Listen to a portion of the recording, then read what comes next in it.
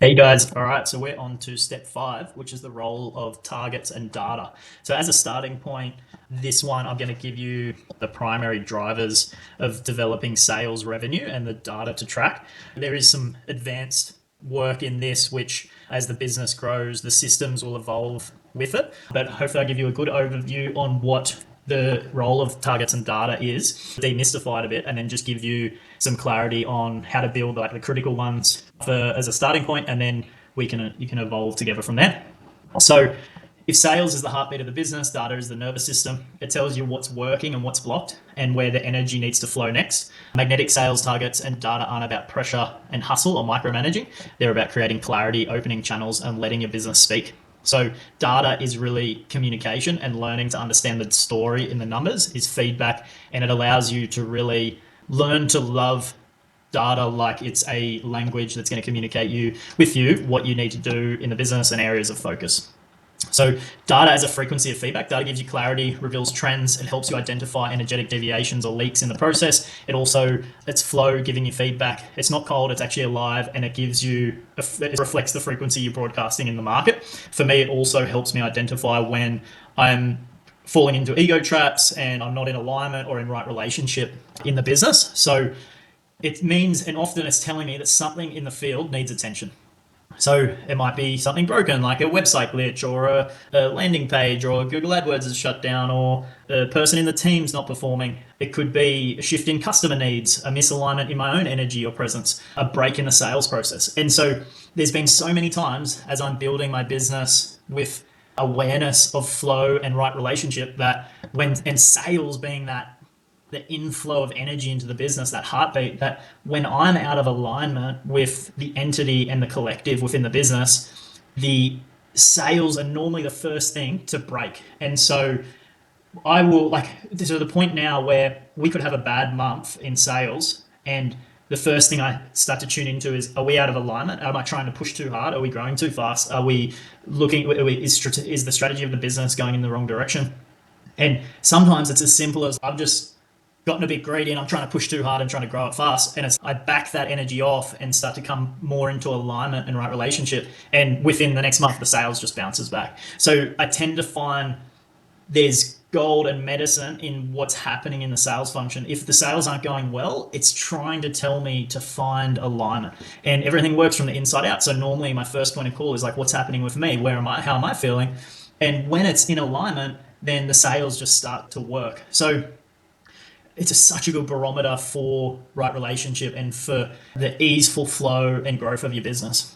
So instead of reacting or spiraling, the magnetic guided entrepreneur listens. So targets create direction for energy flow. So when you're able to understand a target, so a number that's realistic and achievable, that's guided by activity, achievable and realistic activities. So that means like a salesperson can go and see 10 clients a week and still have enough time for admin, and that it's nourishing volume of activity, then their target can be based on that activity, and the results come from that amount of activity. When you're able to simplify and have some clear targets based on good solid activities, then these can be anchors and like benchmarks for the business communicating the flow of alignment.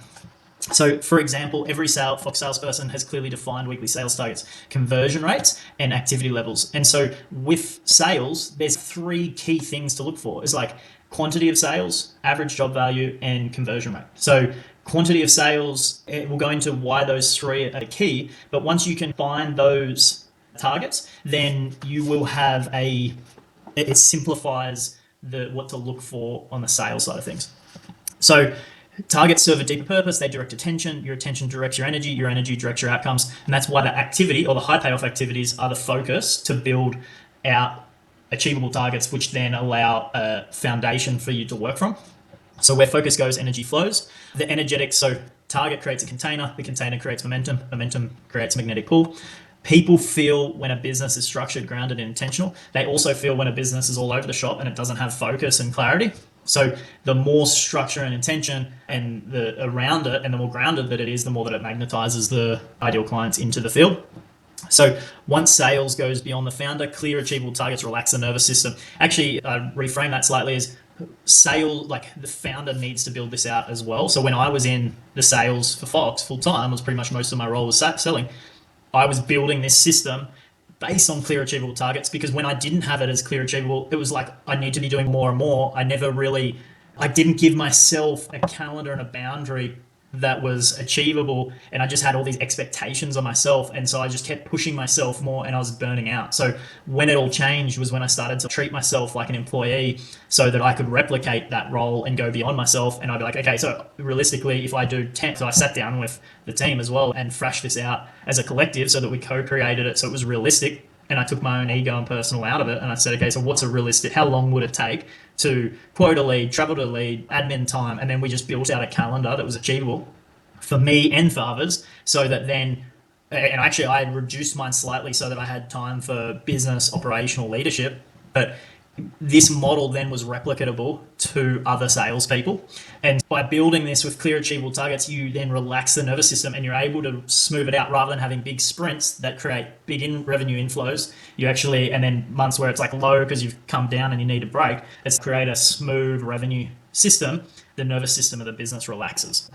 So KPIs that keep us in alignment, the core sales KPIs that I believe every business should track is client experience feedback. That's like the feedback loop that just continues to make sure that we get better and deliver at an outstanding level so that the business continues to grow. Conversion rate, how much is conversion? Whether it's a website conversion rate or an in-person sales conversion rate, it's still critical. Average job value, that's the size of the job. The weekly and monthly revenue, so quantity. And if it's an online business, website versus purchase ratio. So that's similar to what I was saying. It's still a conversion rate, but just conversion rate for the website. The KPIs reveal where energy is flowing, where energy is blocked, where systems need refinement, where people need training, where you need to shift your interstate. So sales is pattern predictable and trainable when you track the right metrics. So when data dips, so like why these are so powerful is that when data dips, it's telling us something. Let's say, for example, average job value. If the average job value is rising, then actually that's telling us that our value to the client is increasing, and that's a positive. But if it's dropping, it's also saying something. The same with conversion rate. And when it's one person or multiple person people, it's okay, so why is conversion rate dropping? If I'm getting better at what I do, it should be increasing. So it gives you a place to focus and simplify it. So magnetic sales means you check your state. Am I grounded? Do I feel in alignment? Is it ego or is it alignment? What's the intention? Am I chasing or am I on purpose? What's the frequency? Am I in scarcity or in service? So like a good one with this, if I've noticed with salespeople, when this conversion rate drops, if they're feeling pressured because of something in their personal life or something, I'm pushing too hard on them on hitting targets, then their conversion rate can drop because they show up as I don't have enough and they get to become the needy salesperson. What we've found is becoming the rare air. So creating team targets rather than individual targets where we're really pushing people for sales quantity allows them to say no to the non-ideal clients and to show up as we don't have to take a sale. We're actually solid enough. Like we want to find you the solution, but it might not be us. And so you're coming in service rather than scarcity. So that holds the conversion rate, stronger conversion rate increases. So there's all ways to start to identify where to put your focus on. So then you can check systems, people, tools, lead flow, messaging, and you can fix it from clean energy. So that's why I moved Fox from hustle to flow and why Chalazi exploded when I followed data pull instead of forcing. So the dance between systems and energy, a magnetic business holds two truths. So systems give stability and energy gives scalability. And so energy being also the capacity of people, the energy that they're putting into that role. The sales playbook shows how clarity, discipline, and structure create predictable revenue, weekly targets, follow-up expectations, and best practice. So the data is there to support, the targets help to manifest intentionally. And data has a rhythm as well, and it's important that it's tracked and measured regularly. And so in this unit, I'll just show some snips of the data that we report each week to our sales team, just so that you can see the flow of that. The revenue can change significantly week to week, and over a month to month, it starts to level out, and over a quarter levels out more, and over a year, it's more predictable. So you can forecast a full year, break it down to monthly, and then track it weekly. So you're tracking weekly, but you're not reacting to highs and lows week to week. You're more aiming for budget and targets that land each month. So if you're too pushy on targets, you can create scarcity mindset. But if you get more relaxed with it and use it as a guide and a rhythm, then it can start to feel more like nurturing and nourishing for the business. And it also allows you to spot bottlenecks earlier. And it's super important to just keep that information clarity and intention flowing so you can create coherence within the business.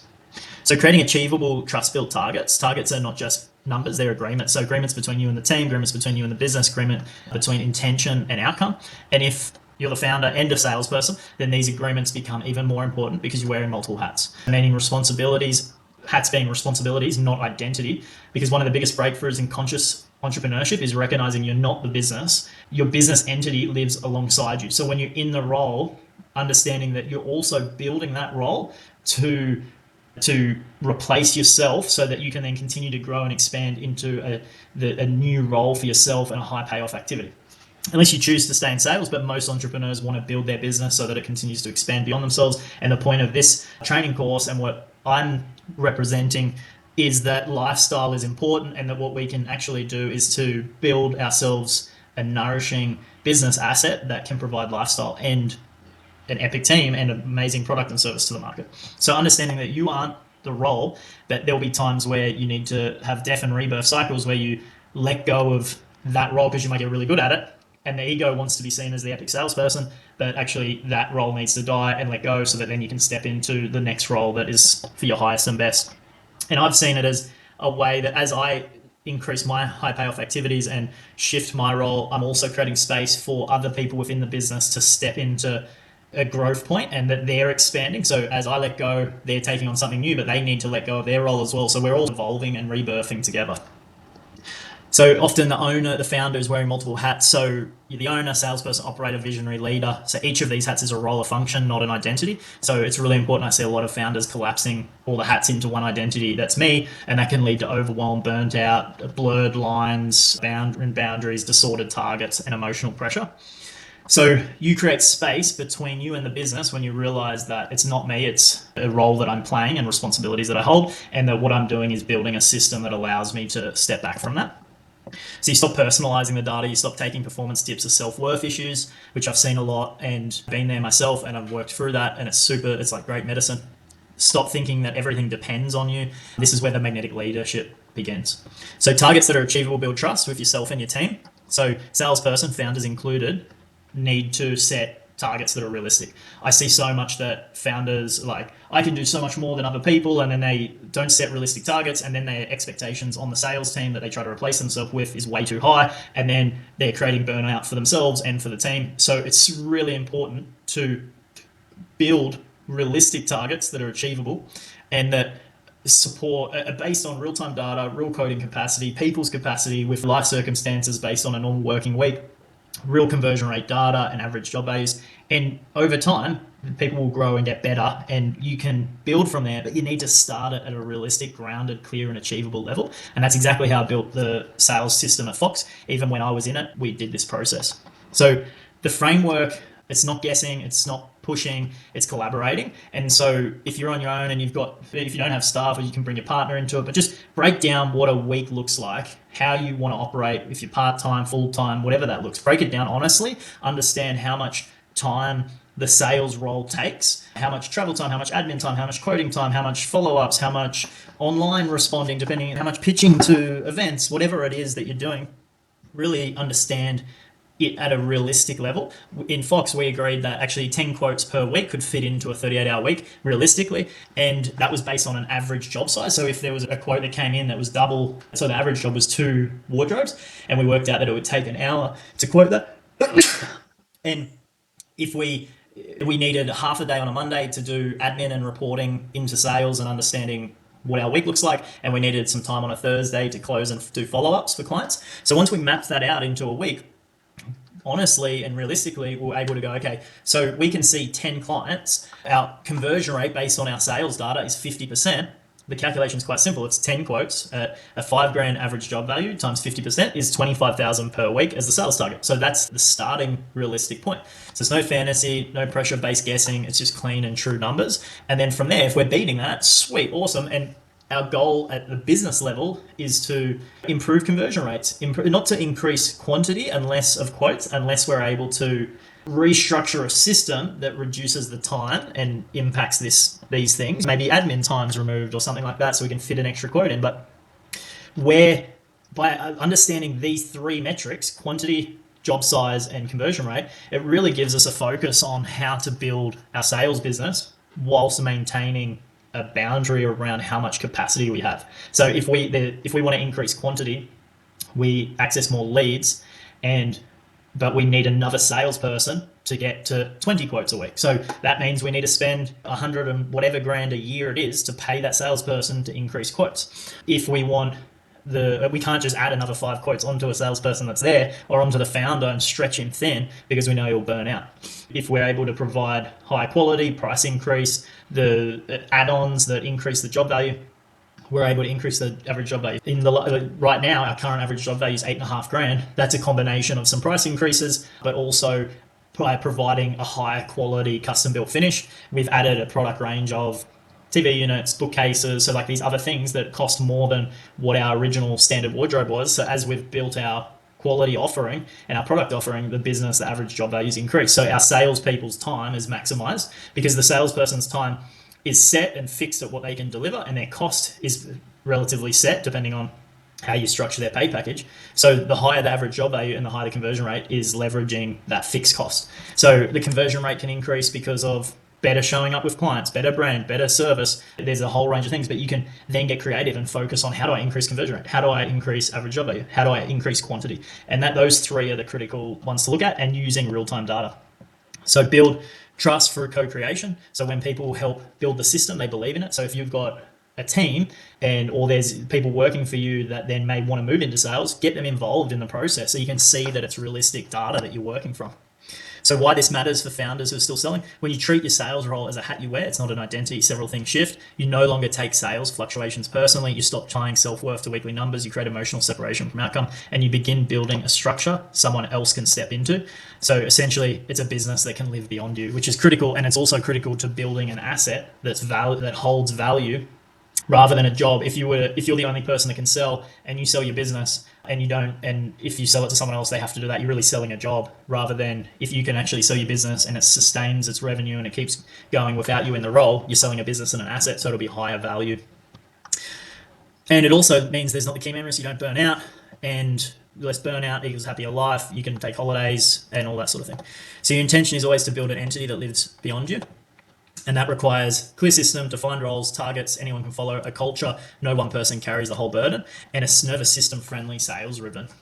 No one's burning out, no one holds too much weight, and the entity becomes strong enough to thrive with or without you. So knowing your numbers simplifies the strategy.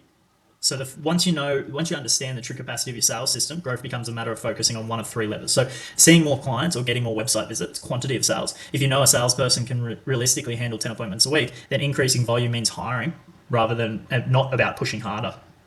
So it's never at the expense of human capacity, connection, or well-being. You don't want to stretch people beyond their bandwidth, and that will lead to burnout. So I remember when Fox was like still in the growing stages, I hadn't landed this, the team would constantly come up to me and be like, you just want more, you want more and more. And I was in this like hustle culture trying to build it. And it was driven by self-worth. The bigger the business, the better I look, all of that sort of stuff. As I went on my healing journey and realizing, actually I'm intrinsically worthy. And I started to ask, it's like, why do you think that I always want more from you? It's never enough. It's never enough. So that's where we built this out. And now it's like the team say, it's like we know what we can do and we do it. And it's like they just feel so supported, and there isn't the burnout. There's not the walking them around the factory to calm them down because I'm pushing them too hard. It's a well-oiled system, and everyone knows what their boundaries are, what they can do. And now that's freed me up to now be here and build this course because they feel trust, they feel safe, and they know that the system is built on what they can realistically deliver. So from being one person to 2 salespeople to 3 to me not being in it anymore to 4 to 5 now with a sales manager and to training up the 6th person, it's a system that's then replicatable. So increasing the value of your product or service, like I said, price increase. We actually started when we first really honed in on our ideal client, our value proposition and our points of difference. We were at 3 grand average job value with a conversion rate of 30%. Then within 6 months of really honing in on that, we moved to a 5 grand average job value with a 50% conversion rate. Same sales cost, much, much greater result and per person. And now we've moved, since then, we're now over 8,000 average job value, and our conversion rate's building, and some of our sales guys get up to 60, 65% conversion rate. And it's well beyond the industry average at 30 to 35%. And so all that is okay, how do we focus on providing more value, solving the problem better, and add-ons, price increase where it's needed? Is our price realistic for the quality that we're providing? And the third thing is convert more clients and existing clients you already see, so conversion rate. So improving the process, we set an agenda, we role play, we understand like what is it that what is our value proposition. By doing that process and showing up with the clients, we were able to really hone in and nail the pitch and what we're all about. Not a hard sell, but just giving them all the value. So these three things. So when the takeaway from this unit is to go through to understand and come out of it, whether it's an online business, in-person sales business, what's the average job value of a client? What is the current conversion rate of people that land on your website or come that you go and see? How many clients, on average, clients are coming through your website or are you visiting and selling to each week? So that you've got the foundational three metrics and that it's clear and you're able to work from there to build out targets and trackable data system that allows you to scale your sales. So clear, achievable targets create trust. Trust creates confidence. Confidence creates momentum.